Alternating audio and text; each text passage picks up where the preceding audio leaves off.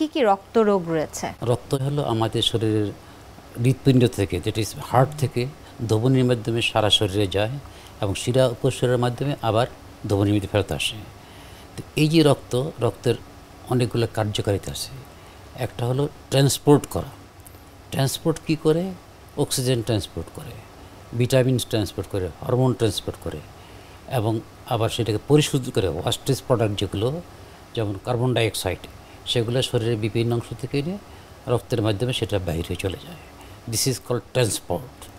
তারপর হচ্ছে প্রোটেকশন করে আমাদের বডিকে। কী প্রোটেকশন করে? রক্তের মাঝে 3 ধরনের সেল থাকে। একটা হলো red blood cell, that is লোহিত কণিকা, হোয়াইট ব্লাড সেল শ্বেতকণিকা এবং অনুচক্রিকা। এই 3টার মাধ্যমে আমাদের শরীরে বিভিন্ন রোগ থেকে প্রোটেকশন করে। তারপরে বডিকে রেগুলেট করে। কীরকম রেগুলেট করে রক্তটা?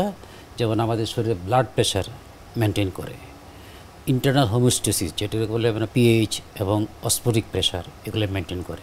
এইগুলো করতে গিয়ে যদি কোনো সমস্যা হয় তখন আমাদের বিভিন্ন সিস্টেমের উপরে, যেমন red blood sell, white blood sell, platelet এবং একটা আছে ক্লটিং সিস্টেম, এগুলোর মধ্যে ডিফেক্ট হয়। তখন কোনোটার একটির মধ্যে যদি কোনো সমস্যা হয় তখন তাকে আমরা রক্তরোগ বলবো।